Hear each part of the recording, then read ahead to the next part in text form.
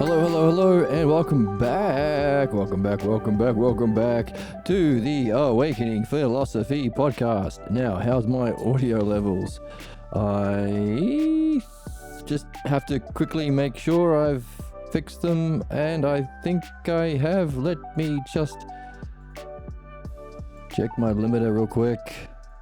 Okay, I think we're good. Maybe I'll bring my limiter down a little bit.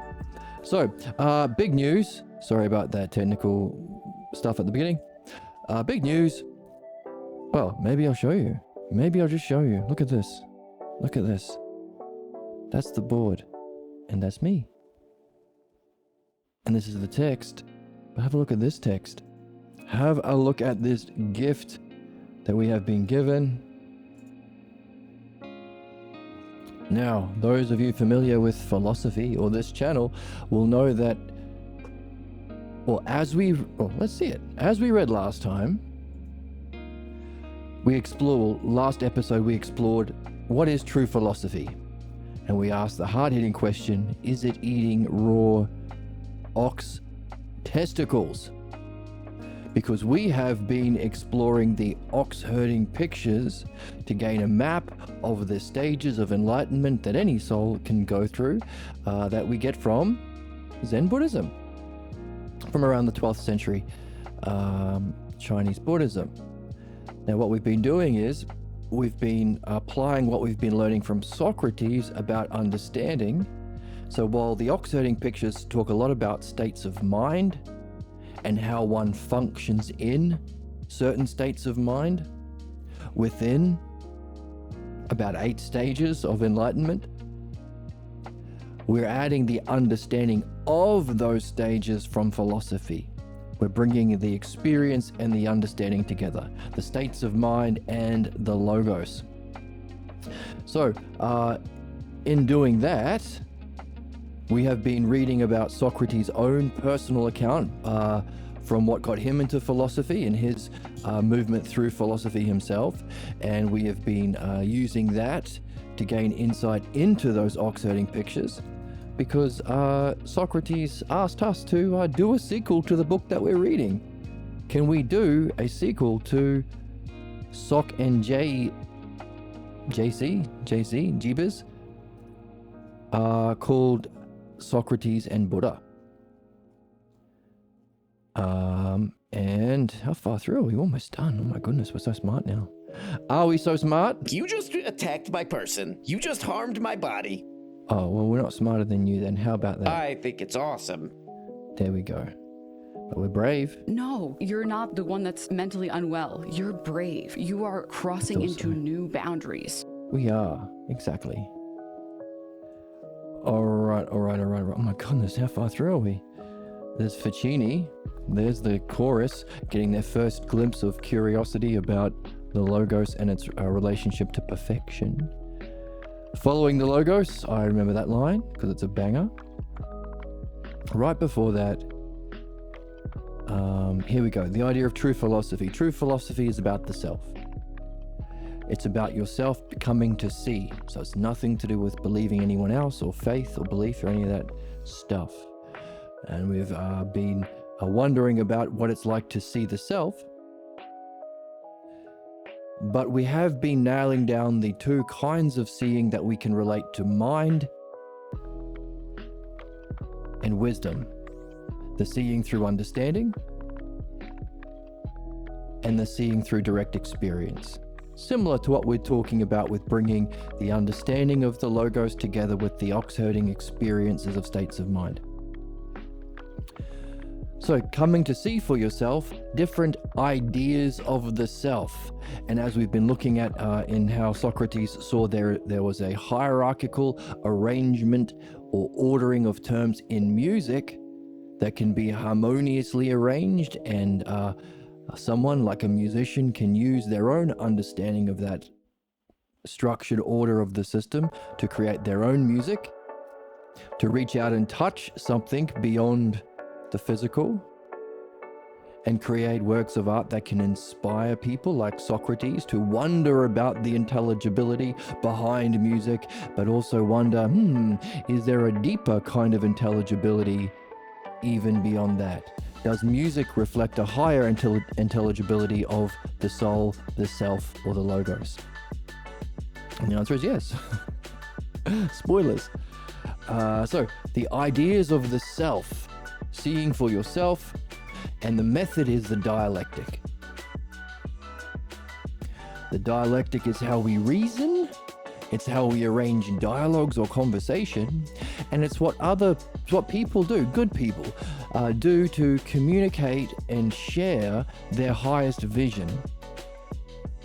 Now, we're living in a society full of ignorant people cosplaying knowers through debates and podcasts where these pretend knowers don't actually talk about what we're doing here, the different ideas of the self, how we can move through them as through stages, how we benefit from doing so, and how we suffer in problems if we don't. They don't do that. That's what it would be to be a musician of the Logos, or an actual teacher or knower or someone who can benefit. They don't do that because, well, a bunch of different reasons. They want to pretend to be the knower. People are attracted to cosplaying the knower. They want to be a professional opinion haver. That's the most sought after job of the day. Whether you're a professional opinion haver because you're Elon Musk or Jeff Bezos with hoarding billions of dollars so people pretend that you know shit you don't, whether you're a politician who pretends to know shit they don't, whether you're a religious authority figure, priest, imam, preacher, rabbi, pretending to know shit you don't, or whether you're a podcast bro telling other people that they will be super alpha if they eat raw bull testicles. All of them are people seeking positions where they can play off their opinions as if it's knowing, imitating the ignorance of their own parents from childhood that they have failed to reflect on. I was watching a Majority Report clip this morning, and young Matt, the engineer, made a point about the ICE Gestapo who are murdering people in America right now, playing out their ignorance and fascism to set the stage for a tyrannical takeover by the religious and right-wing, same, groups bound by belief that's used to grift while imitating the knowers. And he said of those ICE people, they're the same. They're failed men from failed parents. And instead of reflecting on those violent, ignorant parental figures and their first teachers of what it means to be knowing and strong, they are playing out their own suffered ignorance on the most vulnerable, because the Nazis at the top of the ladder know that if they give an opportunity for people to play out their ignorance, they will become foot soldiers in they'll become cucks, they'll become slaves. Like middle management, the CEO steals the billions of dollars, and which they can use to have power and manipulate other human beings to act against their own interests. But there needs to be some prison wardens making sure that the slaves give all the money to the billionaires. Middle management. Someone, Aaron Brown, in fact. Oh, very handsome and or pretty. Well, he's okay. Aaron Brown pointed out that, yes, most corruption and waste is because of middle management. The middleman between the collective use of our resources that the government is supposed to be for, to meet human resources with human needs, there is a corporation that gets in the middle and gets, you have to buy health insurance from me, and Americans are suffering the significance of that. You need to buy shelter from me, says all the landlord slumlords who, it's literally impossible to have a single bedroom apartment in any of the cities in America right now on a minimum wage. you can't afford to live in a house, which is pretty fucked because there's a middleman in between. That's corruption. Healthcare, same thing. The health insurance companies are trying to kill people for profit. It's pretty disgusting. Food, same thing. Not just America, it's capitalism. There are some fascists at the top who uses someone like ICE or landlords or supermarkets or whatever as a middleman to extract all the value for the mythical shareholders. You ever met a shareholder? My whole life, the news have been telling me that it's good when shareholders are happy. The Dow goes up. Forget what you're going through. The economy is good for shareholders. We want the shareholders to maximize profits. Never met one. Why do we worship the shareholders and everything is about them and how happy their lives are? I always wondered that. I heard they're 10 feet tall. And they have magic eyes that can see the future. No, I don't know. Fucking shareholders. What's the deal with that? So, middle management. Why were we talking about that? I got off on a bit of a tangent. R.M. Brown. Oh, yes, Matt from the Majority Report, pointing out, yes, they are the middle management.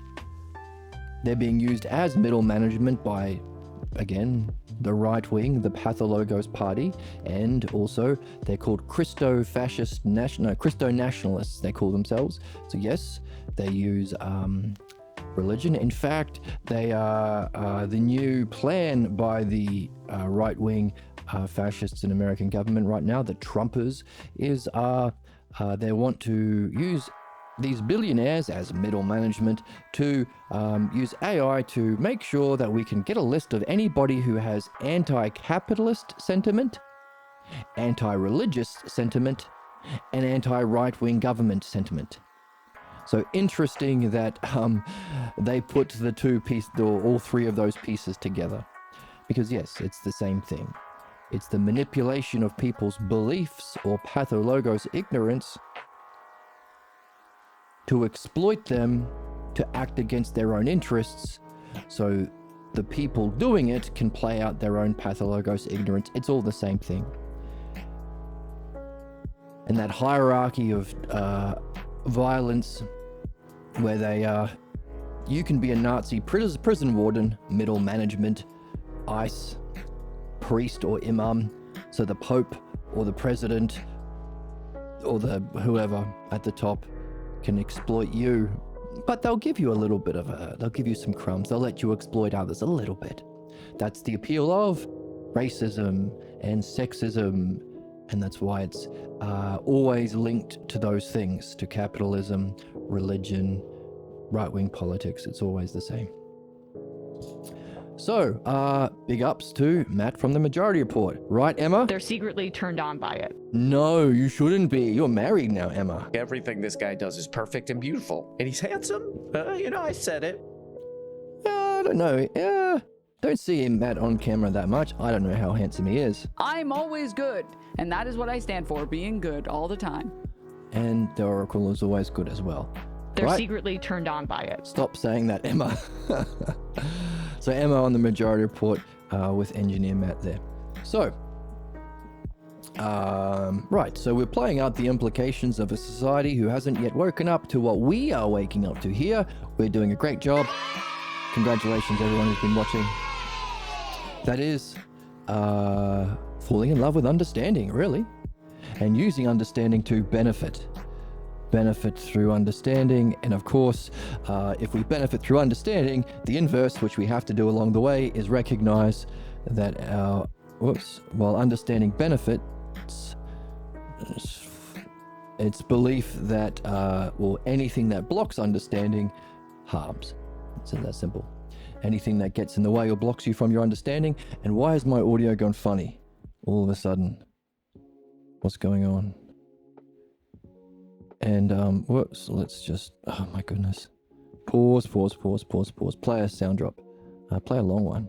Do a long one? This guy had to admit that the people in his life who helped convince him to be a conservative in the first place parents, Are we set? clergy, other authority Are we figures set? were Are we set? Are we wrong. set? Are we Not only was set? Are we set? wrong, Are we set? but lied to him, and that he fell for it. All Fell of for that takes so much Takes courage and courage character. and character. There you go.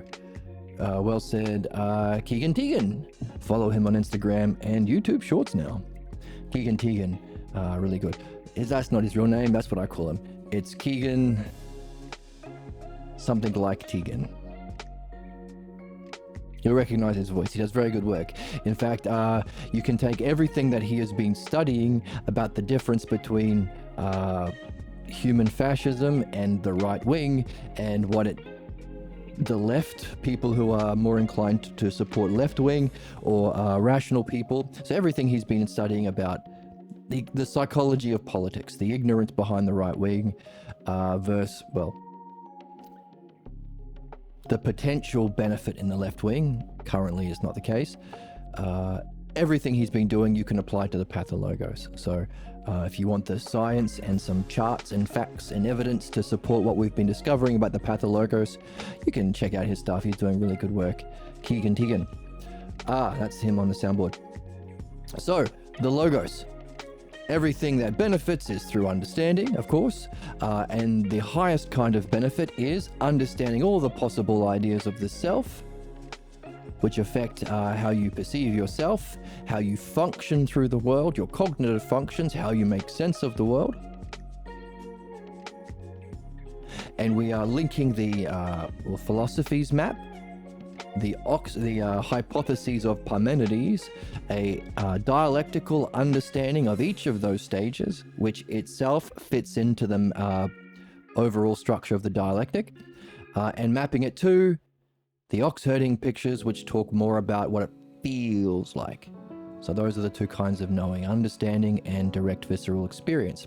And what we are supposed to be doing is sharing with each other through the dialectic, our own highest visions and our own understanding, sharing our vision and understanding and testing it. We should be sharing through the dialectic and testing our level of understanding or the height of our vision that we've had so far. Notice we do the opposite. Debates don't do that. They're not testing it. They are defending it, usually for profit or for their ego, to justify their pathologos, ignorant, false idea of the self that they're using to cosplay as the knower, as Matt pointed out, from their failed parents, or from the ignorance from their own parents they failed to reflect on. Everyone. While you could say it's been said that in any population, 40% will support the Pathologos party, support the fascist tyranny. That is because we all have Pathologos. And you could say 40% is a kind of indicator of the strength of the well, it's complete in that it blocks our development. But the people who are completely identified with their Pathologos, it's about 40%, it seems. But blind to any evidence, reason, or benefit, understanding. And those are the Trumpers in America. So we can wonder, if society is a reflection of our own soul, how does that 40% play into our own lives? How much of our time is spent seeking our most meaningful goals, and how much of our time is spent fantasizing on the implications of our own ignorance and false beliefs of self? So it's that's an interesting percentage, 40%. So that's our current society's view of philosophy, the opposite of philosophy. Not testing your vision and understanding, defending your vision and understanding. And it's usually not even your own vision and understanding, it's an imitation of somebody else through a family lineage that you are believing. So it's not even your own vision and understanding. But we should be testing it. We should be helping each other. Hey, I had this vision. What do you think of it? Well, convey it to me. Well, I'm going to convey it to you by using all these rhetorical tricks I learned from my parents, or the right-wing fascists, or the right-wing propaganda news networks, or the capitalist propaganda, same thing, capitalism. the use of false beliefs, marketing to lie to people, for them to act against their own interest, when we could all just be sharing the resources completely rationally, renewably, sustainably in a way that meets all human needs without any, little to no effort, so we can spend our life in a utopia and doing what we're supposed to be doing, following and mastering the Logos, and spending our time sharing and testing our highest visions and understanding of the self. Instead, we're playing this fucking sick game which prevents any of that from happening, called debate. Defending, I am right. No, you're not. You don't know if you're right. Your idea is to share it. No, I'm right. And I'm the bestest boy. And I've never been wrong about anything. Why are you saying that? Because if I'm ever wrong, the fascist religious say I'll go to hell. The fascist capitalists say I starve and get fired and can't afford housing and have to die in the street. The fascist right-wingers say I go to prison. It's always the same. It's never about learning, it's about looking for excuses to vilify someone for making a mistake in order to justify the violent, sadistic, fascist oppression of the pathologos. The exact opposite of what we're supposed to be doing, following the Logos, sharing our vision, helping people see where they're missing the mark, and helping them develop. That's the dialectic. That's also true philosophy. Sharing our idea of the self, bringing yourself to see, understand, and experience through the dialectic. And if you do that, you can find these stages. And Socrates went through the stages, and that's what we're doing now, following the Logos through five primary stages. The one self, in that if your highest vision and understanding of a pure one can also be applied to the self that you are. That's the first hypothesis of Parmenides. You can talk about not a pure one, but a one that has a quality. The most fundamental quality, existence, the one that exists, which is the luminosity or the reflection of that pure oneself. So there's two kinds of sources: the one self of the first hypothesis source and its functioning or overflow, the divine luminosity, or the one that exists, the one that is. The second hypothesis, by the way, those two things function as kinds of levels of whole through each gap between each moment of physical reality, creating and destroying each moment like a movie. To be able to see that for yourself is the third hypothesis. And what's interesting is, between each moment is an outpouring of a divine intelligence and care that we call providence. So isn't it interesting that the best and most beautiful people are those who are more interested in understanding, more interested in dialogue and dialectic, more interested in empathy or benefit, in other words, more intelligent and caring, good heart, good head. Have you noticed those are the awesomest people? And for those with the mind to see, they radiate the highest level of beauty. Well, that's interesting, because it may be they are more authentically expressing the self, because you are perceiving how they function. That's how we perceive things. We perceive things through how they function, which is why it's important to give people and things names based on their function. So in other words, there's no right-wing political party. That's an incorrect name. That's a propaganda thing. They are the Pathologos party. And it's, again, propaganda to say religion is about spirituality. It's about belief. It's about the pathologos again. People with a certain kind of pathologos from their childhood are being manipulated through religious belief. Now, we have seen someone like Pseudo-Dionysius the Areopagite, sneak into some religious texts a way out through understanding. We've seen the same thing with the Gospel of Mark.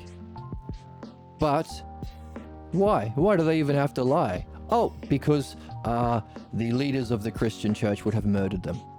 And did. Murder lots and lots of people. How the fuck can that be spirituality? It ain't. So it's important to name. Hey, good evening, Reeve. Welcome, welcome, welcome. To you I say... This is why I love this channel, man.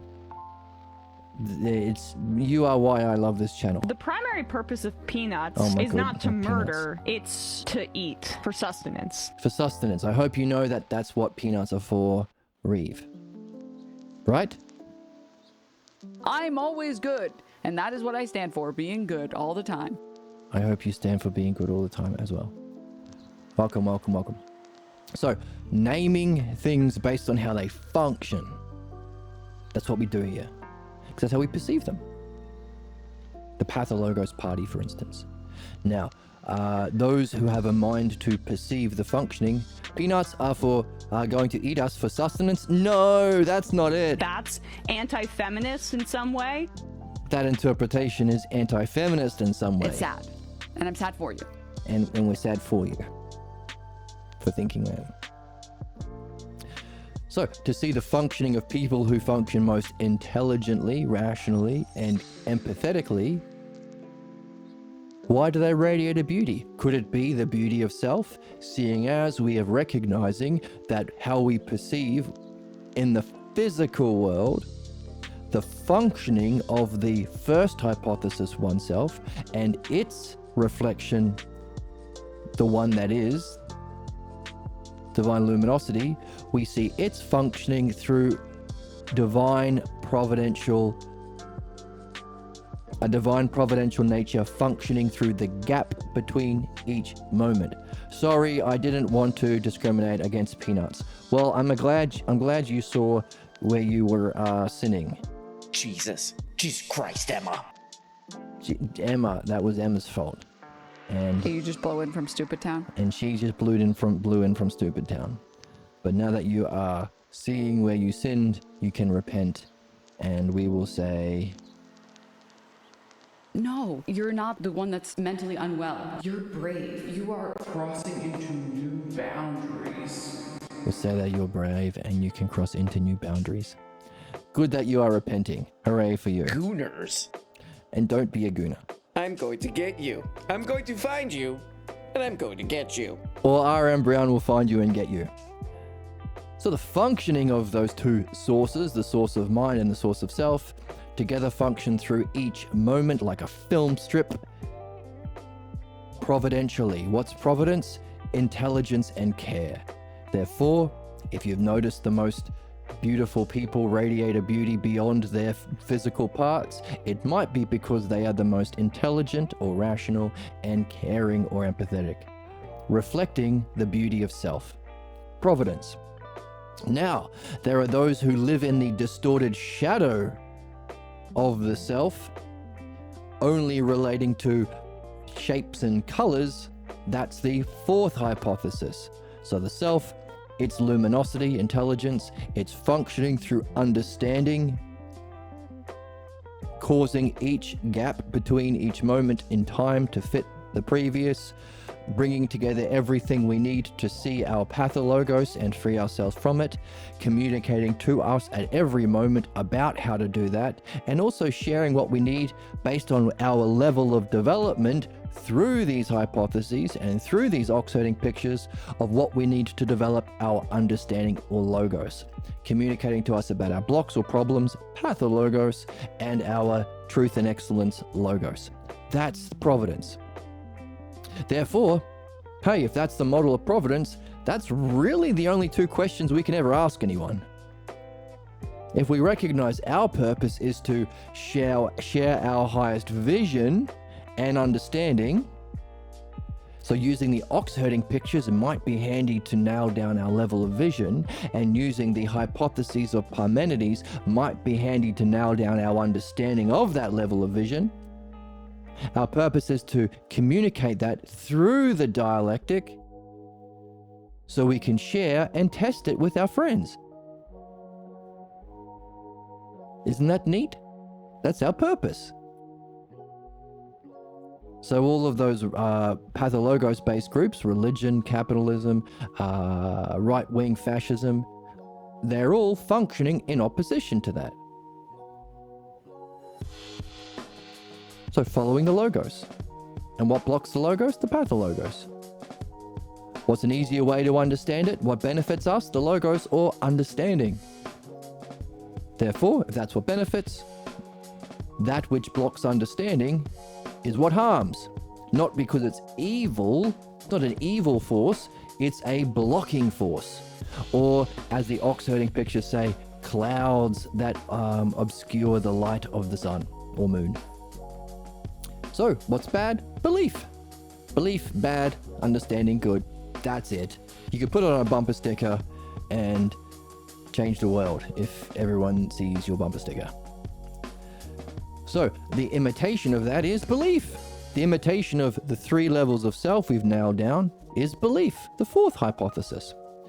The wall of belief that harbors all those who believe in the shadow of reality and they cling to it as if it's real. The 5th hypothesis is often people who leave belief without addressing it, without developing understanding. They say, well, if the believers lied about God, there probably isn't a God. If the fascists lied about justice, there probably isn't justice. If the capitalist lied about human nature, I guess there is no goodness in human nature. No, no, no, no, no, no, no, no, no, no, no, no, no. No, no, no, no, no, I'm eating no. the testicles of this bull, and I'm eating it raw. Don't eat the testicles of that bull. That's not following the ox-herding pictures. That's what a alpha bro cosplayer of knowing might tell you on a Joe Rogan podcast. The 5th hypothesis say, well, there mustn't be a mind or self or understanding or divine. Because these jabronis on the 4th hypothesis lied about it. So that's, we could call that strict dualism. There is no connection between body and mind, but a lot of things fit into that. Materialism, we're just material stuff. Reductionism, all beauty and goodness can be reduced to chemicals in the brain. There is no meaning in dreams. It's just firing neurons. All that horseshit is the 5th hypothesis. And Socrates says, well, I was relieved to find out that was garbage and empty, but the real disconnection is that the one self of the first hypothesis transcends all experience, so stands apart. That's the true kind of dualism. But, as we see, it does create intelligence that we can participate in, and it does function through the gap in each moment, sharing the logos. If we use the dialectic, we can listen, the language of the logos. And we can move through stages of development, only they're jumps. Notice, belief isn't something that you incrementally change. You can't solve belief with belief. Or as the Oracle says, I'm always good, and that is what I stand for, being good all the time. she does say that a lot, but she also says, The problem is that you can't reason someone out of a position that they didn't reason themselves into. you can't reason themselves, you can't believe yourself out of the position of belief. It's not about believing a better person, picking a better politician, picking a better religion. No. It's a different cognitive function. Believing someone else's ignorance based on their appearance and imitation isn't the same as seeing the parts, seeing the structure, seeing how it's ordered, using it for yourself, verifying it for yourself, functioning through it as a whole. Very different things. Equally so, the cognitive jump from belief to understanding is mirrored analogically between the cognitive jump from understanding and knowing. That's the experience of the second hypothesis. Or the 8th ox-herding picture. Very intense, profound experience. Literally the greatest language, superlatives in our language we use to describe it. Beauty itself, perfect justice, the bliss.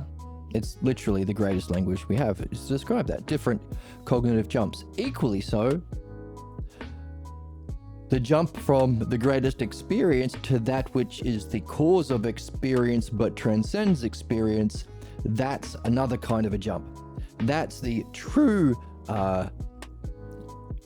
disconnected levels that the 5th hypothesis is a distorted reflection of. Just like belief is a distorted reflection of knowing. whether they be Trump fascists or religious preachers or capitalist Elon Musk's telling you that doing his Nazi salutes and telling you he's the best gamer in the world. They're all pretending to be knowers when they don't know shit. So that's called following the logos, learning to understand. And that's why we're in the oxherding pictures, to match the understanding of those levels of cognitive functions or different ideas of self to what it feels like to go through it as a seeking soul, or as the Buddhists put it, as somebody seeking to catch the ox. Don't eat the ox's testicles like Joe Rogan would tell you. I don't want to eat a monkey. He says he doesn't want to eat a monkey, but he's always telling people to eat bull I testicles. don't want to eat a monkey. I'm eating the testicles of this bull, and I'm eating it raw bull balls. This is raw buffalo balls. No, don't do that, I say. Fuck. I know, you should have listened. That's because of Joe Rogan. You sick fuck. I know. Isn't he the worst? Kant's a little fucking bitch. I know Kant is as well. Why is Kant a bitch? Kant would say some fucking bullshit. Oh no, he would. What the hell's wrong with you people? You sick freaks. Sick freaks, I know. He was so wrong. Wrong. You're so wrong. But So that's wrong. okay. We're all allowed to be wrong sometimes. So long as they're learning, they can be wrong sometimes. What slop? Everything this guy does is perfect and beautiful. And he's handsome. I said it. Thank you. I appreciate that from R.M. Brown, even though I made him say it. So, significant?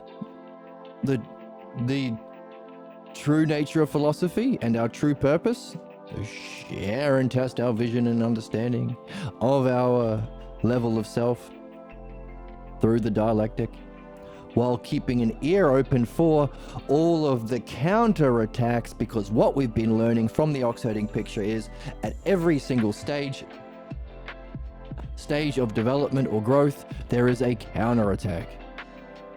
There is a snapping back to our old patterns or muddy horns or old friend and family groups. A counterattack from the pathologos. We've got to be aware of both. In fact, the dialectic is both. So that's the hypotheses. The 5 hypotheses of if the self is, and then another 5 if the self or if the logos isn't. Now, Socrates points out here, by the way, all of those denials actually demonstrate the necessary existence of those 5 things, that the 5 stages if it does exist. So the 5 positive hypotheses and the 5 negative. Well, 4 negatives. Socrates did say we had to add in an extra one. So, keep an eye out for any of those belief-based bullshit. Specifically, Pathologos Party, Pathologos Groups, Pathologos Capitalism, Pathologos Religion, Pathologos Fascism, right wing, while developing the logos and sharing it and testing it with our friends. So what? Well, so it's all about their ideas of the self. Each one of those hypotheses are different ideas of the self. There are different ideas of one, sure. A pure one. A one of all qualities in the second. A one that functions providentially to the parts in the gap. In the third, understanding the dialectic. Providence. A physical shadow of oneness when you get into groups and sing Kumbaya or praise Jesus or praise Trump. In the fourth, the first stage of ignorance beyond the 3 of the self. Or not even that, but a disconnected bunch of parts in the fifth, materialism, atheism. We can't come together in a greater whole. These are all different ideas of one, but that's how you think. Remember? How we think uses these basic building blocks. types of goodnesses, but also types of ones, types of onenesses. Is it a whole? Is it just a part? Is it like belief, a part at war with the whole? Is it the kinds of understanding where it's you yourself are the whole, but you're able to function providentially to the parts? So it's all levels of one, because whatever level of one you have, that's the limit that you could apply to the self. If the self's one thing, a thing, and you want to know yourself most importantly, we all desire to understand ourselves.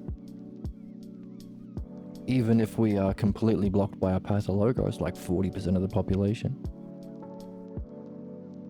We really seek to know and understand. So that while they're all levels of ones, they all apply to self. This is your highest possible level of self. That's why they're jumps. It's not an incremental movement of, well, like what's modern bull testicle kind of stuff we hear. Affirmations, positive affirmations. I have a problem with a negative self-belief, so I'm going to just change my belief. Tell myself I'm a lovely noodle and a good bean every morning in the mirror. No, that's not going to work. The idea is to find the source of that belief and see its bollocks and jump to an understanding of the true nature of the self. Why? Because the true nature of the self and its functioning in 2 and 3 is far beyond anything you can imagine. Even if you can trick yourself through bullshit beliefs, you're always going to be cutting yourself down. You're going to be selling yourself short, because the true nature of self, you won't guess.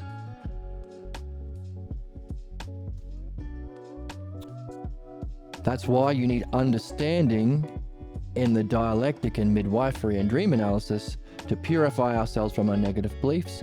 And it's also from our reading that we are developing understanding and learning to read the way we are that allows us to make that jump. And of course, the highest use of understanding is understanding itself, or using understanding to find the map of understanding and the map of the stages of development, specifically these hypotheses of Parmenides and the oxiding pictures that we're reading. So that's the highest use of understanding that we can do. So we're kicking ass. Why am I reviewing all this right now? Well, it's fun to review it, nail it down. But also, if true philosophy and our true purpose and the true way we're supposed to relate to all human beings, not just human beings, any being anywhere, you'd ask the same 2 questions. What's your highest vision and understanding of the self? Or how are you going and finding your blocks or pathologos to the self? Where are you at? Where are you stuck? The 2 questions you can ask anyone in any galaxy, in any place. Anything else is just a variation of that. How's your reading going about the self? Are you in the Parmenides? Are you in the Ox pictures? Or are you eating bull testicles? Are you blocked? Or, hey, dreams cover both bases, so it's a win-win. It's a win-win. So those are the only questions you can really ask anyone, properly. Or you can pretend to be a guru and do the opposite to what a real guru would do, and defend your own false beliefs or spiritual and religious tradition or political beliefs or capitalist bullshit through lying or marketing, they call it, or propaganda or debates. You could do that, but you're only harming yourself and everyone. It's the exact opposite of what you're supposed to be doing. So if what we're supposed to be doing is asking those 2 questions, how are you going through the dialectic right here, through the dialectic on your idea of the self, which is called following the logos or surfacing and purifying the pathologos. That's it. That's the whole thing. Hey, pathologos, logos, self through dialectic. So what? So if you're reading a book, because that's how we learn, that's how we get that's how we're getting all this. You can't become a mechanic unless you read a mechanical book. You can't learn medicine unless you read a medical book. So the books that are about the logos that we should be reading, the greatest things we can read, should A, reflect the logos. That's why we read Socrates and Pierre Grimes, people who've mastered the logos. Parmenides and Diotima as well. Diotima in the Symposium, Parmenides in the Parmenides. There are some people who've done really well along the way, like Proclus, done a lot of work on the logos, but primarily Soc and PG. But the logos has to be about the self. It's a guy whose head appears to be on backwards, and then And a half lady. What does that mean? Are unbound tripping balls. Unbelievable sluts these days. Unbelievable these days. So it has to be about the self. Meaning, even if the work was a legitimate work about the logos, pathologos, or dream analysis, if it isn't translating the word autos, the ancient Greek word for self, as self, if some middle management person got in the middle, like a middle management boss, or a preacher defending the Pope, or a fascist Nazi ICE member defending Trump, a middle management guy projecting their own ignorance, like a translator of the work that does not translate the word self, then you are blocked.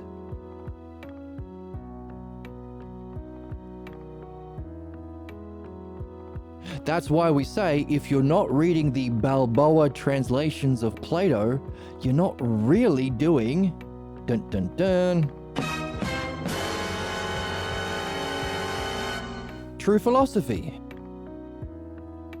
It's not meaningful if it's not about the self. What's it about? Manipulating people to get the Bugattis? Get out of here. To you we say, You have severe mental illness and you need to be fucking checked into an insane asylum. insane asylum if you believe there's something meaningful other than the self, or opposed to or distinct from the self. It's all about the self. So if there was a great work, perhaps, that has been lost to history, perhaps, because the translator did not translate the word self in there, scrubbed it, censored it, got on those, got all those FBI agents who were doing all the work on the Epstein files, applied that to censor all the word self, then they would have, well, betrayed their own species, for one, a great betrayal against humanity, but we would have lost that great work. What a disaster.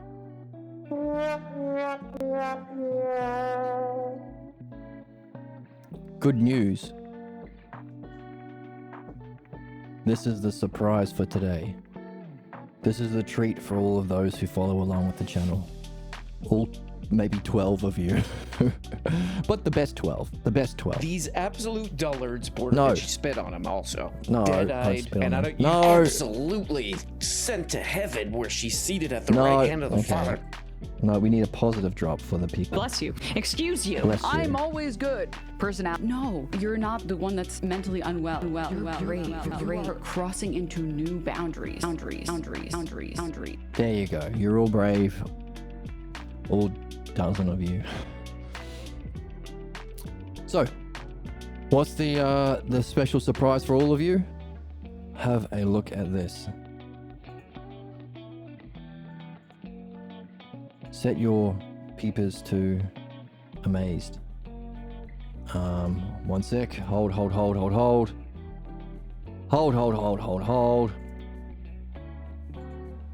So, hey, have we mentioned on the channel the significance of dreams?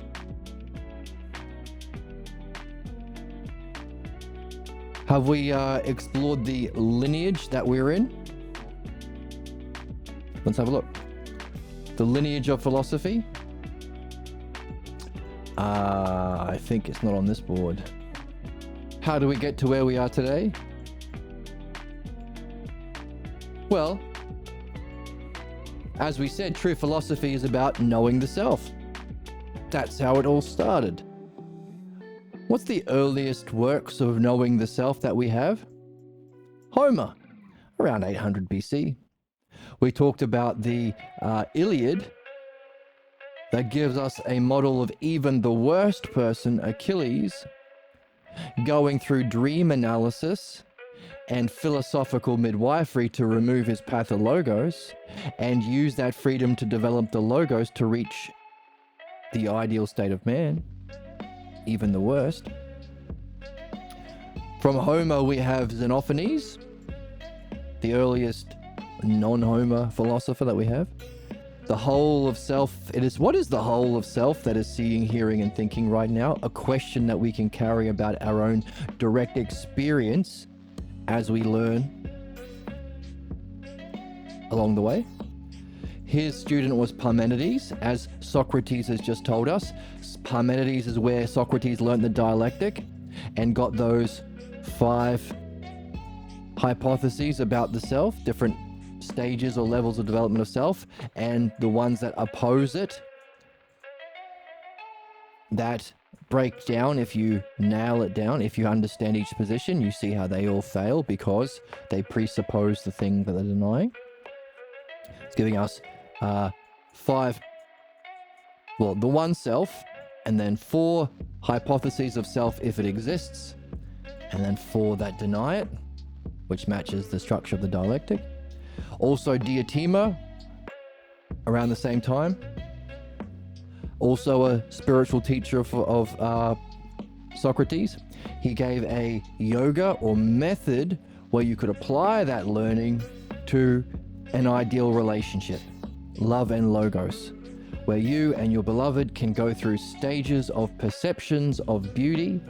At each stage, you apply logos, give speeches about how beautiful and amazing your beloved is when you are first attracted to them, and then go through, see one beautiful body, and then 2 or many beautiful bodies, and then go from the one to the many to a principle of all beautiful bodies. And then just like in the ox herding pictures, we have 3 levels. What do we experience? The state of mind, how it functions. And then the 4th one, just like the 4 categories of the dialectic, the part of the ox herding picture that points to the next stage. We also see this in the yoga of love from Diotima. The principle of beautiful bodies, and then finally, how does that imply a higher level of beauty as its cause? Beauty of soul. And then similar thing, when you can see someone who has a beautiful soul, good heart and good head, we say, can you not only appreciate their beauty of soul, but can you share logos, words, that are not just speeches and praises of their beauty, but also can benefit their soul? So, beauty of the body, soul, and then there are some other stages leading up to the experience of what we would now understand from Parmenides as the 2nd hypothesis, or the 8th ox herding picture, the divine luminosity or mind itself, that level of whole, that source. But then Diotima says, hey, once you're both able to experience that, and in the afterglow put words on it, the dialectic is how you reach it, but the dialectic you have to apply to it to move through it. By the way, the stages of development through that 2nd hypothesis, we could say, are the ox herding pictures from 3 to 8. But hey, even when you get to the top, that's just the starting point of true excellence, because there is a source even of that, which Parmenides would say is the 1st hypothesis, the self. So love and logos leading you all the way through. So that's Parmenides and Diotima. So Homer, Xenophanes, Parm, and Diot leading to Socrates. Socrates said, hey, by the way, everything you've learned up until to me, you have to have dream analysis as well. Dreams are vital. But we murdered him in front of his student Plato, so that's our societal counterattack to a master, Socrates, before he was able to write things down. So we have to take the accounts from Plato, and of course he's one of those kinds of interpreters of truth that we have on our list. Plato is someone who, I think it was number 6 so far. Because as we are learning the truth, we have to recognize that humans won't just accept it. They'll always the counterattack. There are people who advance certain parts and ignore other important parts, like Plotinus and our man Plato here. So Plato started the academy, the first universities in the West. What was he around? I didn't put all the dates in. 300 BC, around that. The first academy of the West. But of course, one of the reasons given for killing Socrates is he didn't obey the official religions of Homer. And so while the religions and political class didn't understand shit about Homer, we can recognize that Homer did talk about dream analysis and philosophical midwifery. So Plato might have had a bit of a bee in his bonnet and tried to maybe understand problems without dream analysis and midwifery. Also, he was only in his 20s when we murdered his teacher, so not old enough to have completely mastered dream analysis and midwifery, and not long enough to remove his pathologos blocks. So while he's able to have, we can clearly see, he seems to reach the 8th ox herding picture, describes it in the symposium, but that final step that Diotima talked about to true excellence of self isn't included. So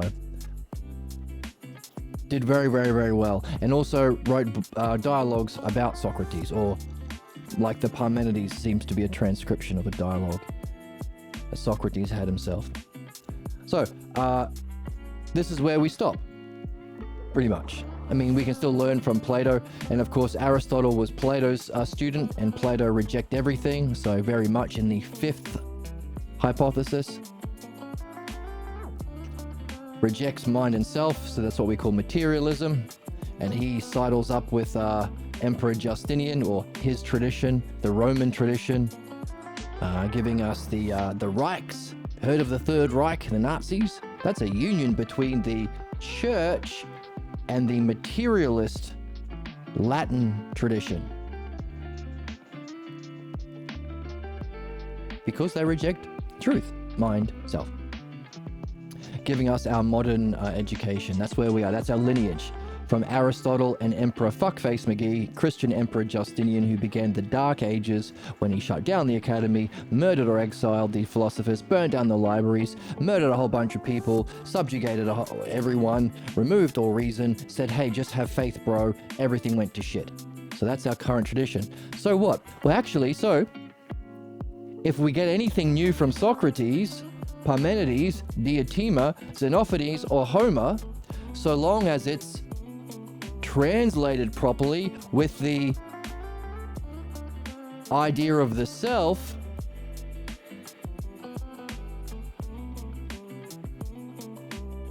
then we have a text where we can read together with our friends in the way that we're supposed to be doing, sharing our highest vision and understanding of what we're learning, reflecting it on our own experiences. That's the way of living. That's the race of humanity that we're uncovering. If we have a text from those guys with the self in it, then we can practice the dialectic and read through the dialectic as we've been learning and do true philosophy.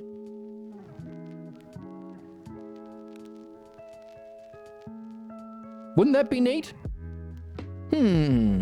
Let's think about how neat that would be. But I don't know of many translators who, because I've heard a philosophy. I've heard this theory. It's not a philosophy. It's a theory. I've heard this theory that anyone who studies ancient Greek should be able to translate what's there. Right?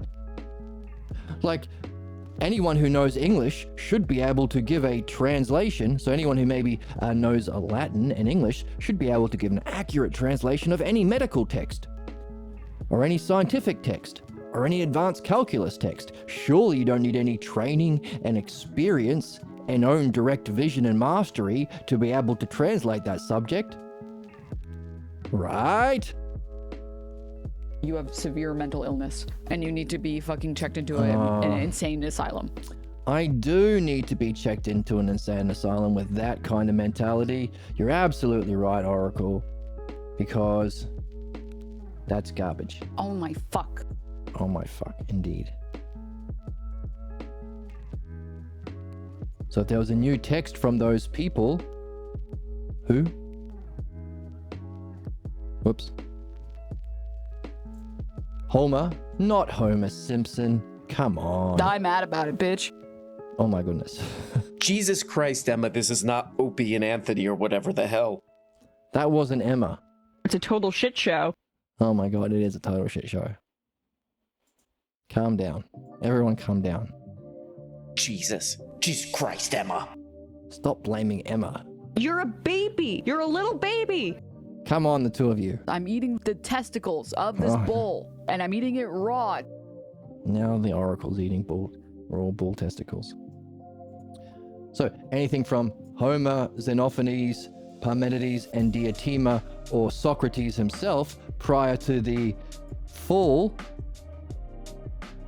Of course, 2,500 years later, there was this dude, a war hero, funnily enough, one of the most decorated war heroes of World War II, against the Nazis, funnily enough. A guy named Pierre Grimes, who later went on to become a master of philosophy and a Dharma successor within a Buddhist tradition. I think the only white guy to be appointed Buddha within the 8 major Buddhist lines. Who is the author of the book we're reading, funnily enough. And rediscovered philosophical midwifery, funnily enough. And that's also a book we read on this channel. So, a rare gift to humanity there. But anyone, of course, there is a magical book that's I've yet to see published yet, that I've been waiting for as long as I've known this man, called Return of the Gods. That's something we can all be excited about. But other than that, is there anyone else? Homer, Xenophanes, Parmenides, Diotima, or Socrates? And if there is, it better be translated by someone who has done that, what do we say? Had the training and practiced it, applied it to remove their pathologos blocks enough to be not blocked from translating the key word self, as all other translators have been blocked from since Socrates, or since Plato.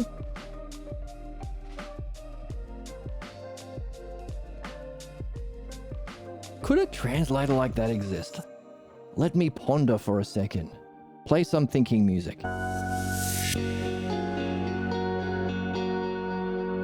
While I press some buttons. What's this? What? What's this? A work from Homer. Oh my fuck. Kant would say some fucking bullshit. But it's not Kant, it's Homer. Disgusting. No. Calm your fucking tits. Oh, don't know. Uncalm your tits. Get excited. Honestly, on the real, I say stuff like that because I'm cool. And I say that because I'm cool too. Cool as a cuke. Yes. My head is quite large and filled with secrets. Yes. And this is a secret for all of us. Homer's Odyssey.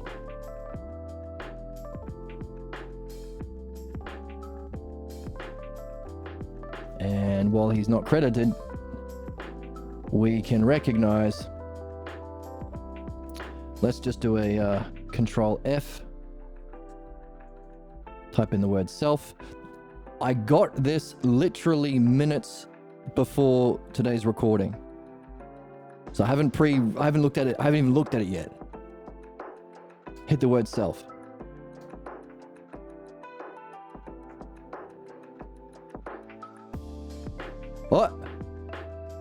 What do we have here?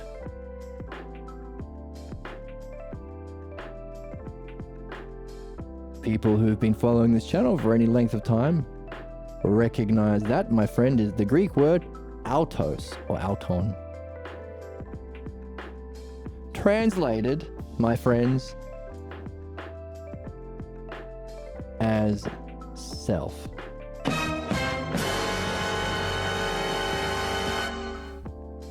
We all owe a coffee to the great Juan Balboa.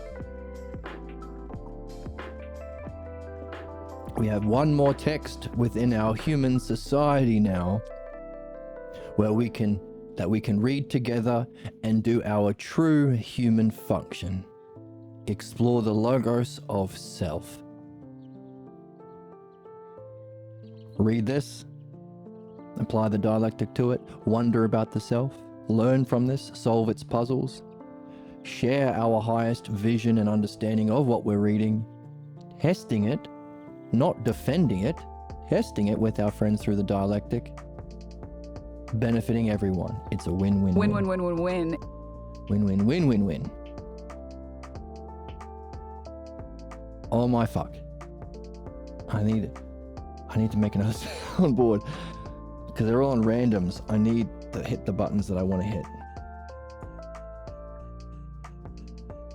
Oh, fuck. No, on my fuck. Oh my fuck. Oh my fuck. How good is this?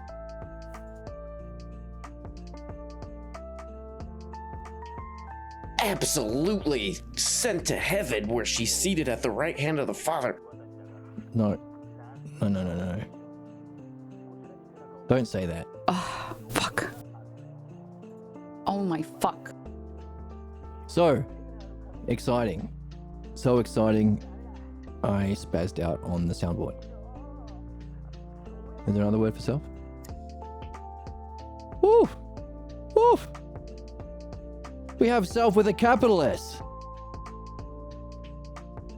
Oh! Another one.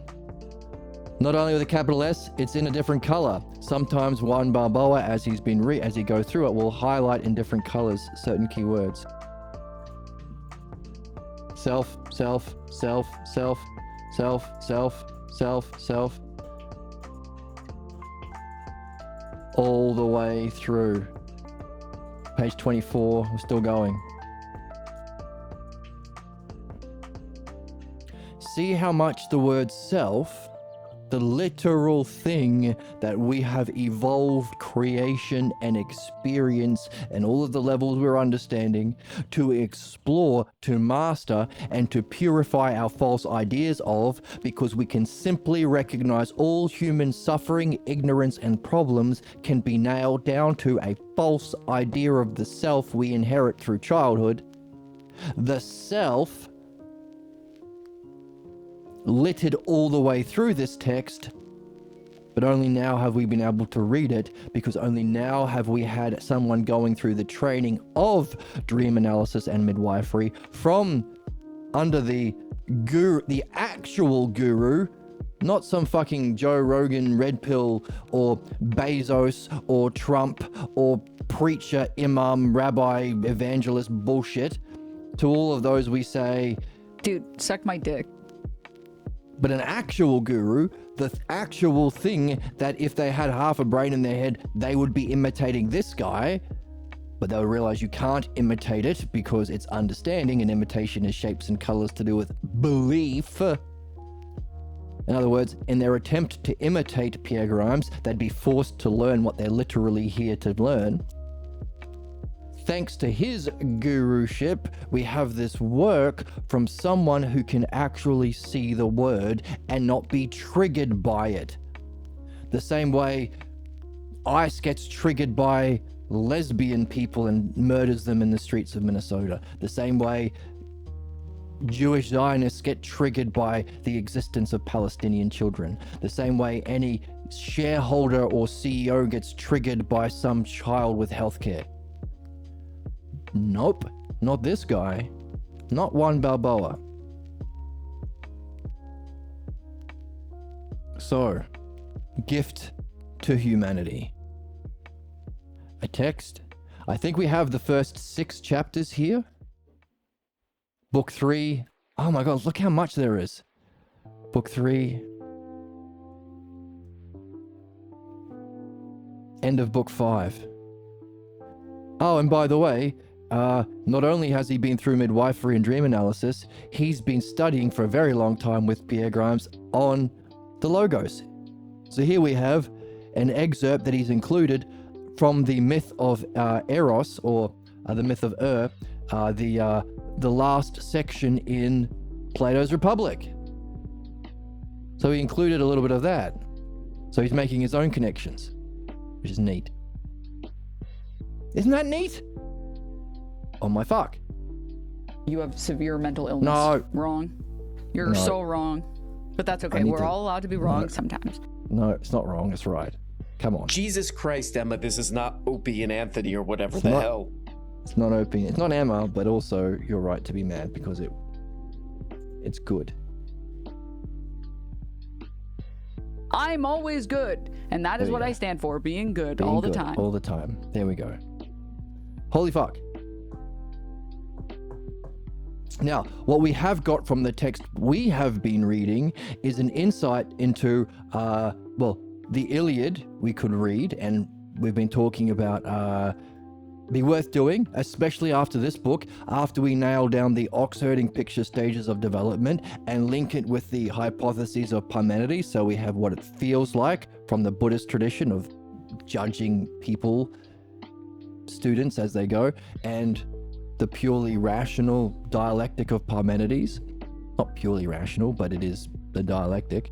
Linking them together, we could take that with us into the Iliad to see the worst possible man, Achilles, the biggest jerk ever, go from the first ox herding picture all the way to, well, we don't know. Could read it. So even the worst person can solve their problems, which is an important insight. No need for punishment, torture, abuse, prison cells, concentration camps, starving people by capitalists, genociding people by the religious, threatening them to hell as the religious threaten their children. No need for any of that horseshit. Firing them, taking away healthcare by CEOs, murdering them with ICE Gestapo by right-wing politicians. None of that. If, in principle, all human problems are solvable. And of course, we get that all the way back in Homer with Achilles in the Iliad. But what we also saw is, hang on a second, what Socrates talks about in this book that we're reading, that maybe we'll be able to read for ourselves, hooray, is the story of Odysseus, who has had levels of insight into wisdom, but has to go on a great journey to face the implications or the dramatic representations of his pathologos. A common trait if you're a fan of anime. Naruto, Goku, actually most anime main characters have a teacher who's represented as some sort of sage because he's had some level of enlightenment, Jiraiya or Kami for Goku, but still have their problems. The pervy sage like Jiraiya or Goku's teacher, I get his name, Master Roshi, I think, Turtle Man. The person who solves the gambling problem. The female Hokage teacher of Naruto. And the girl, what's her name? The girl. Oh my fuck. Sorry. Not Sasuke. It's been a while. Gambling problem. Drinking problem. The drunken master, the drunken sage. Sakura, thank you, Sakura. Who ends up marrying Sasuke, right?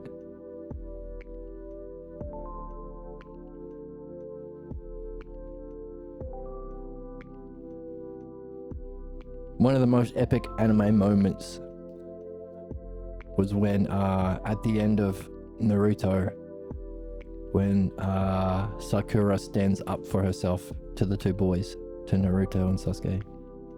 Anyway, a very common trope, whether it be anime or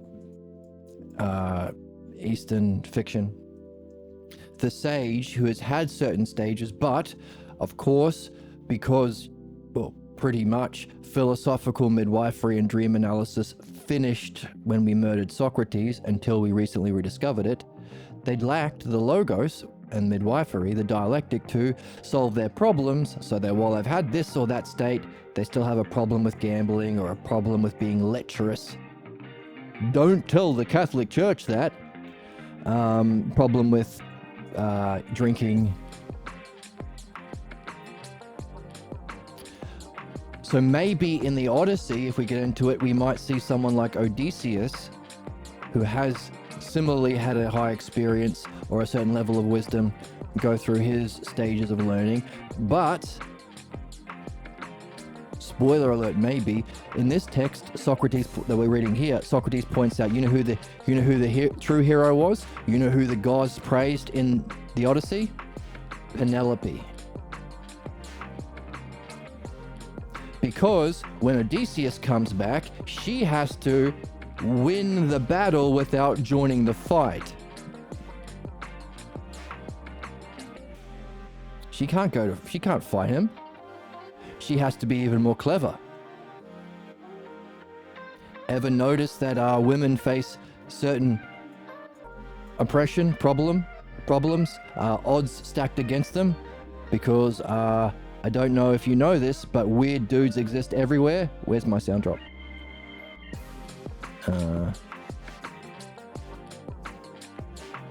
Hold. I don't know if you know this, but like weird dudes exist everywhere. There we go. So she has to test when Odysseus returns that not only is he wise, but he has been addressing his problems. Has he been actually addressing his pathologos? Otherwise, Penelope won't share her life and her bed with Odysseus, unless he has a certain level of mastery of the logos or self, up the oxherding pictures, and is addressing his pathologos or the false image of self. Of course, that's our job for all of us. So Penelope has to test that before she shares her life and bed with Odysseus. Also, Penelope has what we would call a whole bunch of weirdo simps. They didn't call them simps, they called them suitors. We call them simps and gooners. Right? Hold. Gooners. Brain rot escalate. Gooners. Gooners. She has a whole bunch of gooners or suitors or simps angling for her attention and affection and, well, love. She has to fend them off without fighting them. A certain level of class, character, grace, charm that surpasses the men. So even higher standard. The ideal of woman. A higher standard than Achilles, Odysseus, or even Hercules. Maybe. But now we have, well, at least the first few books where we can read it for the first time in English. Wow. So, that's an exciting announcement. I wanted to make that announcement and point out exactly why it's a big fucking deal and why we all give a thumbs up and a cheers and 2 thumbs up and fireworks to the Juan Balboa and Maria Balboa, Maria, I think. Let me just make sure I haven't got that wrong. Maria. His wife, and the Balboa family, who have been studying with Pierre Grimes for a very long time, for translating the word self in the Odyssey that we can read now, where we might find within the ideal of woman. It might be worth going through the Iliad first. It really depends on a lot of things. I'm not making any money on this channel, and it's taking up a lot of my time. So if I have a financial windfall, or if I suddenly get all of the Twitch followers that I deserve, that are stolen unjustly by Asmongold and her son Piker. Calm your fucking tits. They need to calm their Like, tits. literally, suck my dick, dude. Is what I say to They're them. completely lying to you. They're completely lying. They're completely lying. It is spam. They are trying to convince them to flood the internet with spam. In a certain way, they are spam. And I don't know how you make money on Twitch or YouTube. I guess you have to have a lot of viewers. I don't think that's going to happen. Because, this is groundbreaking stuff. This is the edge of evolution stuff. Sounds funny to say, but it's not an opinion. We've been learning why that's the case and why it's so difficult to share this with so many people. So kind of new, but there you go. So if we do have a way of expanding the channel or being able to support the channel, then we could go through the Iliad first, which is like the prequel, and then do the Odyssey. What'd be really neat is if we could make a motion picture. A motion picture. Who am I? A film is what I would say. A film. A Hollywood blockbuster film based on the Iliad and Odyssey. Translated properly with all of the actual themes. That would be epic. And we could tie in a AAA video game title. And we could use emergent gameplay where instead of facing Achilles' pathologos blocks and dreams and dream analysis, maybe there could be a way of judging in some way the player's actions, or maybe they could input information from their dreams if they're recording it. Some emergent gameplay where you might be able to address more easily your own pathologos. Let's talk to James Cameron about it. Yes, it should be 3D. It should be 3D. Do you know James? I don't have his number,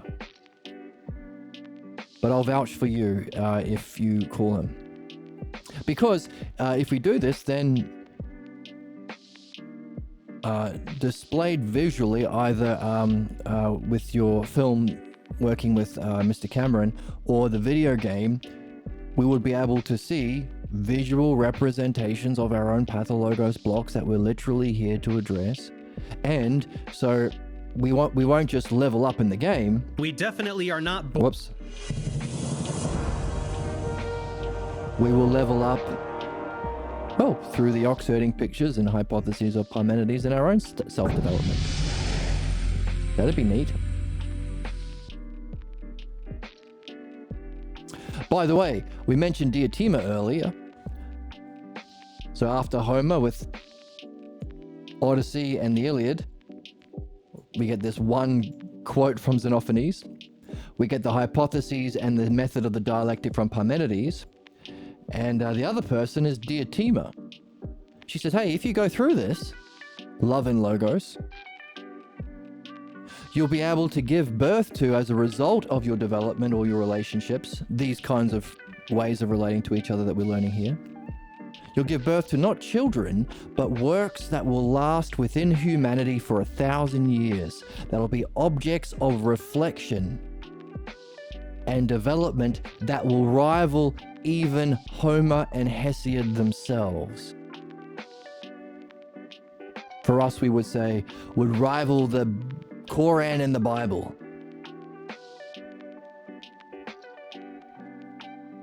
So all that's on the table. That's why I think Christopher Nolan is about to make he's good. He's my favorite. Oh no, how far through the movie is he? So the chat, Christopher Nolan is about to make an Odyssey movie. No, stop him. Tell him to pause. He needs this text. And he needs all 12 people who've been following this channel as executive producers or script writers or something. He's gonna miss the whole thing. Tell him, do it now, Reeve.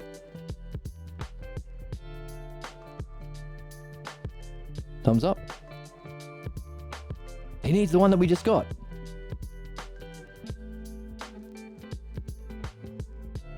Christopher Nolan, I think, if of all the film directors, I think he might be the most open to this. He seems clever. He writes in a way that reflects the logos. He usually gives like 2 levels of twists.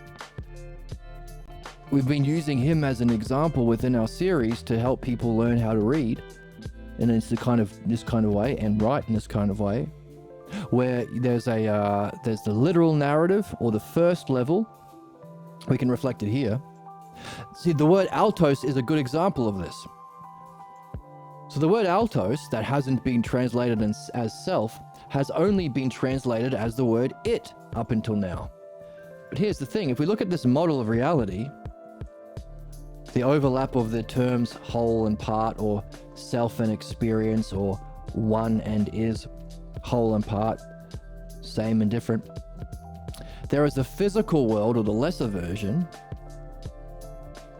but the word self does apply to it. That's the word it. This is the only word that has been translated as self previously. Like, pass the coffee mug itself, please. Now, the word altos or self in the Greek also has the honorific meaning, which means the ideal. Honorific as in Sir Coffee Mug, or Coffee Mug San, if you're Japanese. So self refers to here. That's why all of these terms within the map of metaphysics, or the map of mind that we use as the parts in understanding, are called the selfers, because we experience them as adjectives or many in the physical world, but we can experience them as one, or the noun or the substantive, in the second hypothesis or the 8th Oxiding picture. Whole itself, or in the Greek, self-whole. Beauty itself, or in the Greek, self-beauty. So there's self used as the honorific, pointing to the realm of being. But the ultimate level of reality, potentially the 9th and 10th Oxiding picture, we haven't got into the 10th yet, but the first hypothesis of Parmenides definitely, is the one self. Self is therefore the highest term. We talked about you can't do anything meaningful unless you're talking about the self. We talked about the definition of true philosophy as about the self, and we talked about our true purpose and functioning as human beings to explore and test, not defend and debate, test our highest vision and understanding of the self through dialectic. It's all about the self, baby. So it's also the highest. Up until now, we've missed the honorific, we've missed the ultimate, we've only had the lesser of the three. But what we have been doing as we've been reading the Platonic dialogues, based on the one Balboa translation where he just calls it self, we've been applying all three. Like a Christopher Nolan movie. If you take the lesser, the obvious, the lesser, the lowest level, itself, you'll find a simple narrative that anyone can see. Like in dreams, anyone can see the obvious narrative of the dream and go on the ups and downs. Or like in a Christopher Nolan movie,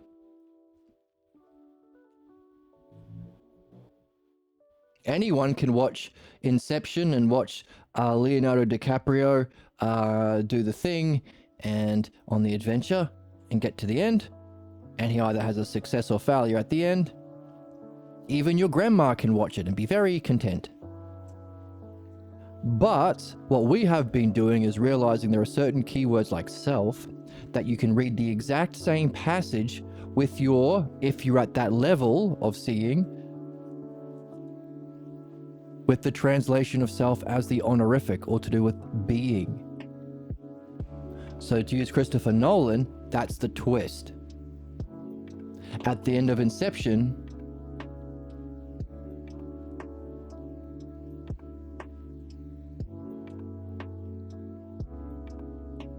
his tops are spinning. What does that mean?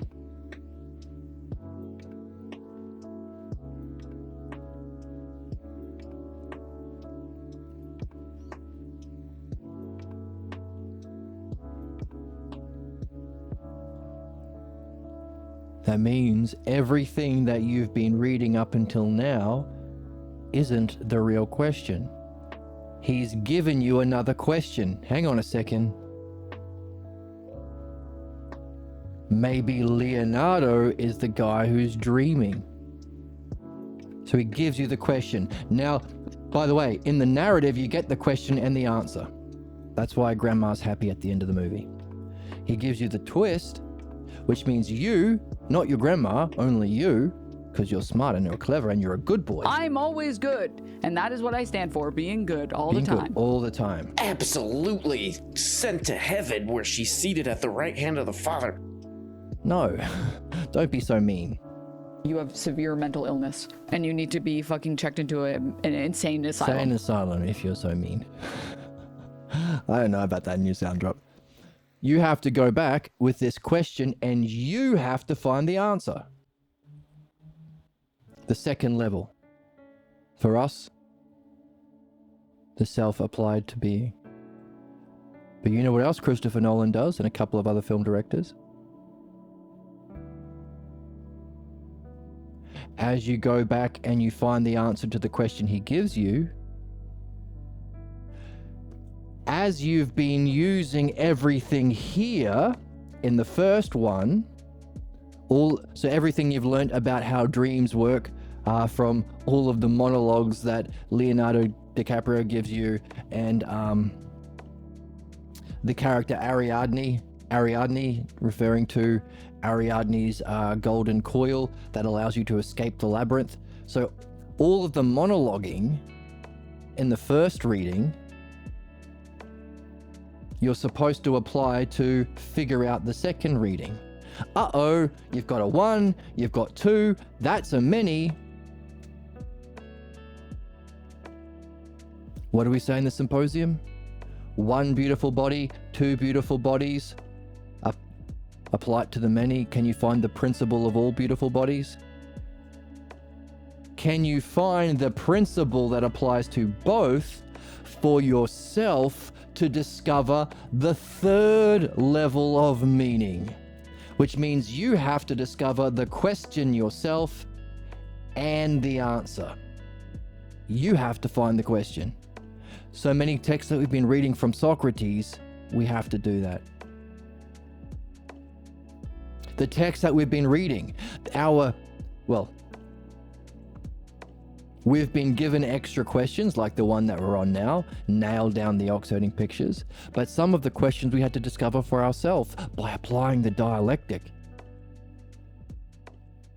applying the dialectic. What's the dialectic? The structure of the self logos. It's the same thing. The self. The intelligibility or logos of self. So as you're going through your second or third watching of a Christopher Nolan movie to find out, to really answer the real question, actually, is Leonardo the one asleep? You'll discover that's not even the real question. He's not giving you the real question. He's giving you everything you need to find the real question, and you have to find that question and its answer. Those are the three levels, which corresponds to the self. All of the translations of Homer, Socrates, Plato has had only the lesser, because that lesser reading you can perceive in human ignorance, because the fourth and fifth hypothesis as cognitive functions, belief and materialism, operate down here in the physical world of appearances, or the lesser. Should use red. See, same lesser, physical appearances. You can get remember the shadow, we just read the shadow, the fourth hypothesis is the shadow of actual knowing, as your preachers, ministers, parents, politicians, capitalists pretend to know shit they don't. It's all shapes and colors ignorance. Belief, the imitation of the model. And the activity to spend your thinking rejecting what do materialists and empiricists do every second of every day? Try and justify the non-existence of mind and self. Look at all, we need to torture Mother Nature in experiments so she'll reveal her secrets. What we got from the text. The ethos behind the lowest. That's why all of the translators can put it, self, instead of self, or altos, because these two levels are ignorance, pathologos. So any old translator would give you this one only. You need to have someone like Juan Balboa, who's been learning about mind, wisdom, and the self, to give the honorific, or the twist, and the ultimate, the third reading. And we've been practicing that at points when we've been reading different Platonic texts translated by Juan Balboa. And that analogy was one I've been using from Christopher Nolan to understand how it has those three levels of depth. So I don't know if Christopher Nolan is doing this. I doubt it. I don't know much about him, but I can see from his work that he is at least naturally inclined or insightful, or maybe, I don't want to say too much more without meeting him, but his films is the closest thing I've seen in popular culture that represent how someone like Homer, Socrates, Parmenides, Diotima, or Xenophanes functions, writes. Oh, and Pierre Grimes, of course. Closest thing to the logos in popular culture in terms of structure. Therefore, one of the greatest Twitch viewers, I think it's awesome. who is awesome, and who we say, The problem is that where's the joy? Imagine people changing, I'm always good. And that is what I stand for, being good all the time.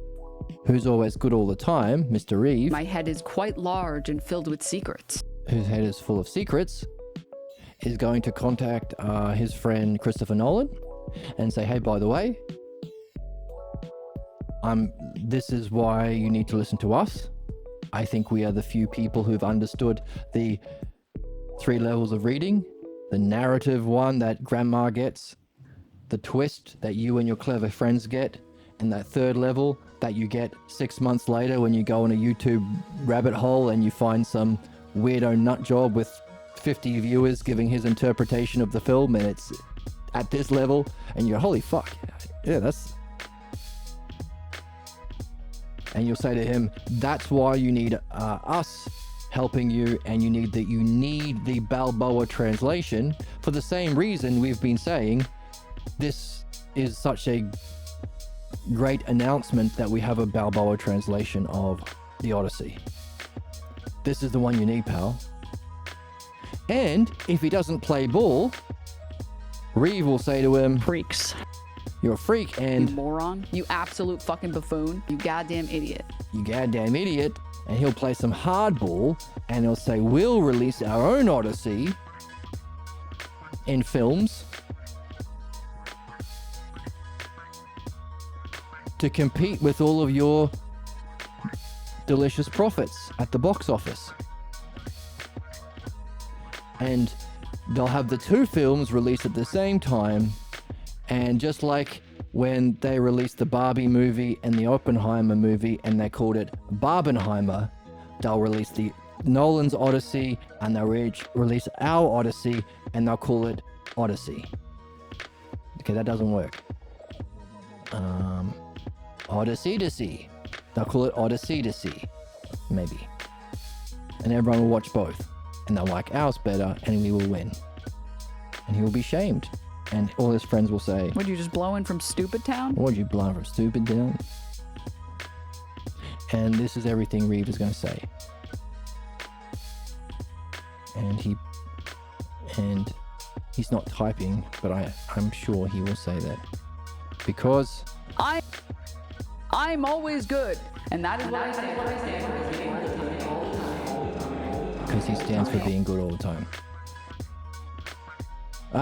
Yeah, and then we'll get all the profits, and then we'll be able to sustain this channel and make more films and do more reading and give birth to works that will last in humanity as objects of reflection about the self and true philosophy that will rival even the Bible, Quran, Homer, and will rival his Odyssey and last 1,000 years. To quote the great Diotima, this lady here.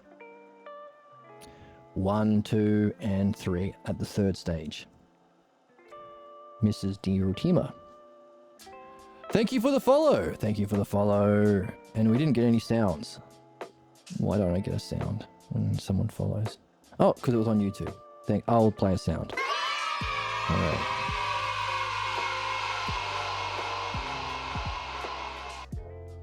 To the chatter, I say, I think it's so awesome. so awesome, and My head is quite large and filled with full of secrets. secrets. I expect you have a large head for following this channel. So, big announcement. We have a new ancient text that reflects the Logos and self that we can explore and study and reflect on together to fulfill our true function as human beings here. Holy fuck. That's the big announcement for today. Can you believe it? Amazing. And maybe containing within it the archetypal ideal for the excellence of women. A Diotima type enlightened woman. Not the same as men. The same as in they can reach a mastery of the Logos and function as a dialectician, but having to overcome greater hurdles, having to see through not only their own pathologos, but see through the ignorance and pathologos of men, because they're generally subjugated within culture, and they have to win the battle without joining the fight.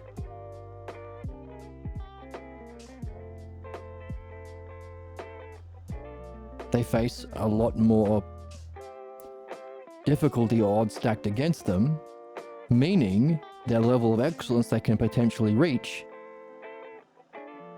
might go beyond the excellence of the ideal men that we see in Odysseus, Achilles, Hercules. Worth sharing with our species? I think so. Holy fuck. Wow. And so, we are about, 80, 90% of the way through the book that we're reading. There are a few other books. We started the symposium, and we started another good book, which is a fantastic introduction to philosophy. It's called Is It All Relative? One of the most common cultural false beliefs. You could call it a cultural pathologos if you want. That's called a milieu, by the way. the milieu belief, that prevents people from ever getting into this quest of learning that there are different stages of development of self based on our understanding, logos, reading of self, and applying that to our experience. The thing, this false belief that blocks most people is the idea that there is none. Everything is relative to personal opinions. The bullshit we hear from Nancy and Pelosi and Chuck Schumer of the establishment left, so they don't ever fight back against the fucking fascists and Nazis killing our whole species, because who's to say what's right and wrong? Everything is a matter of opinion. It's all relative to personal belief. It's all relative to personal perspective. Everyone's perspective is different. And surely if it looks like at sunset, if it looks like the sun is falling out of the sky, that's your perspective. That's equally true as a scientist saying, no, that's stupid. You're stupid. The sun is not falling out of the sky. What are you, an idiot? Kant would say some fucking bullshit. Some fucking bullshit. Because everything is a matter of perspective and opinion. It's all relative.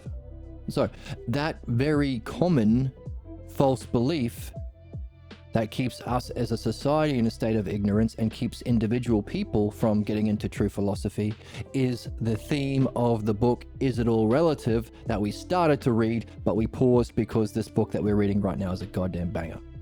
So maybe we'll get into that next. Maybe the Iliad and then the Odyssey.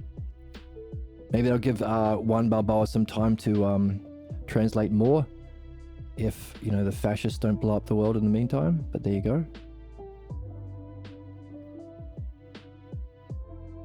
So lots of possibilities on the table. And hey, if Christopher Nolan comes back with a sweet deal, then maybe we could even spend some time on that film.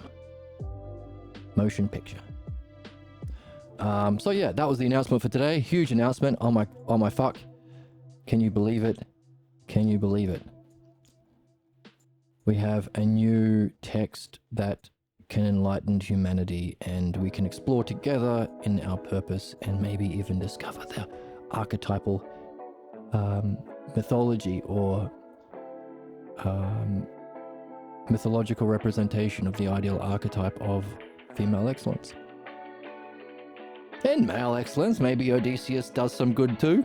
We'll see. Yeah. Muse.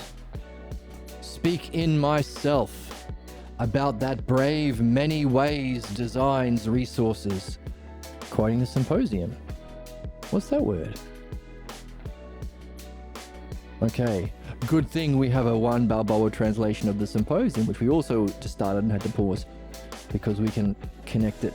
Oh, look at this. How good is this?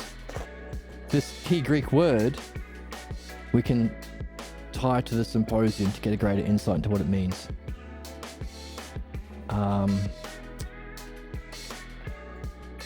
The symposium is about love. So I've got a few guesses, but we'll keep reading. Speaking myself about that brave, resourceful person who wandered very far since he has plundered the sacred city seat of Troy. City seat. Therefore he saw many cities of humans and knew their mind. There's our nous. And law. And, what does that say about our laws? Should they reflect the principles of mind? Maybe yes. And thus he indeed endured many afflictions in his heart while being at sea. Ooh. Afflictions in your heart or your state of mind. Sounds like the fourth Oxherding picture. The Cathalogos. Especially if he's had a glimpse of stage 3, if he's had an enlightenment experience already. Let's keep reading. And which his soul maintained to bring his shipmates home. Even so, he could not deliver his companions,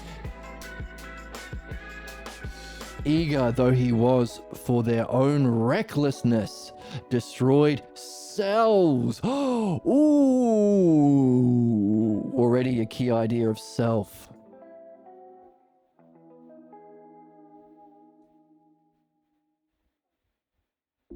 first ox herding picture? The implications of the fourth hypothesis is that they're pathologos, destroying their self-development. Thoughtless infants who ate the cattle of Hyperion. What? You're not supposed to eat the ox.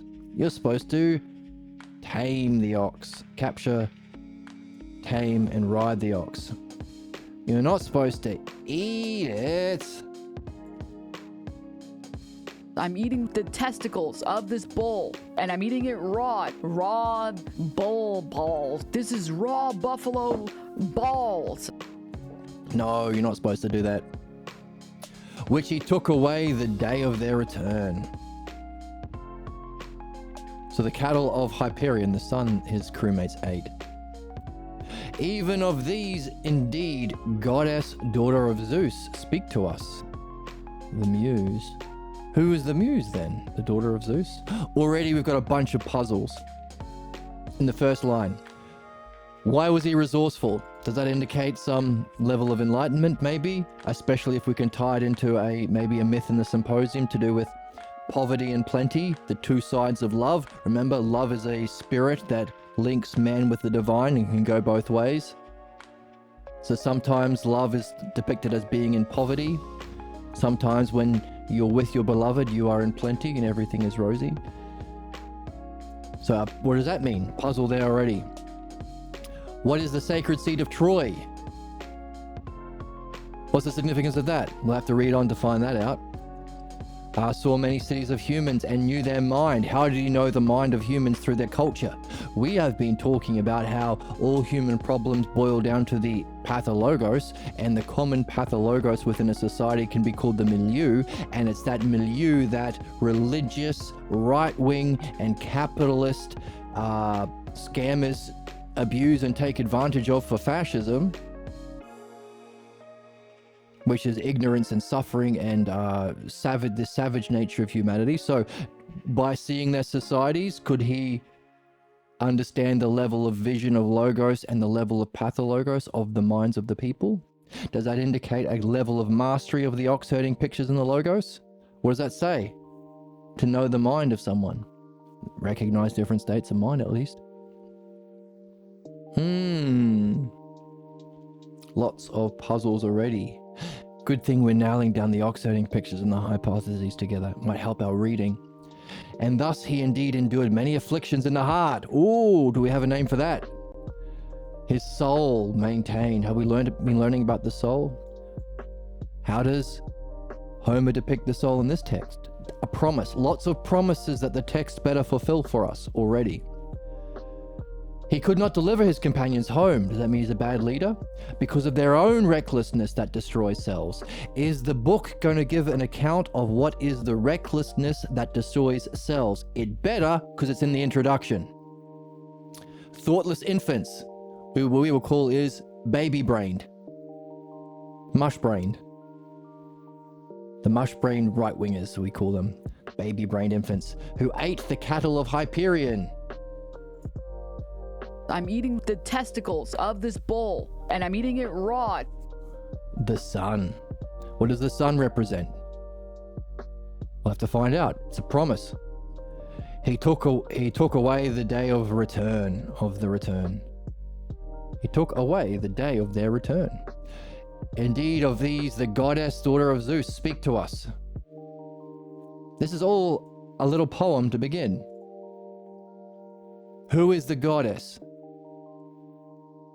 Why the goddess and not the god? Could that be have some significance considering Penelope might play a role? That we are targeting the goddess, not the god? So we won't go any further because we will go down a rabbit hole and we'll have lots of fun and get super wise and have awesome times and have lots of joy and whimsy. Where's the joy? Where's the whimsy? Where's the childlike wonder, dude? But there's a little taster.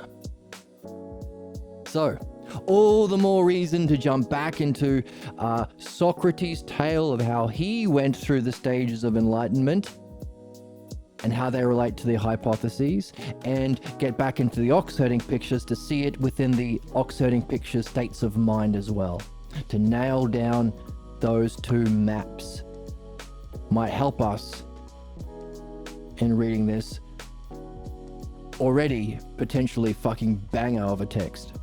Hey, and if Mr. Nolan, put this in your pitch, Reeve, when you got Christopher Nolan on the phone. If Christopher Nolan doesn't have all those promises in his movie, we are going to cook his ass at the box office. Right? Why can't these guys shut up, whether or not it's about Jesus? Exactly. That's what we'll say. You gotta shut up, whether or not it's about Jesus. Die mad about it, bitch. And then he sees the box office money we make, he'll die mad about it, bitch. Wow. So, big announcement. Hope you're excited. Wow. All the more reason to continue what we're doing here and nail down our maps of self. And hey, what do we also recognize today?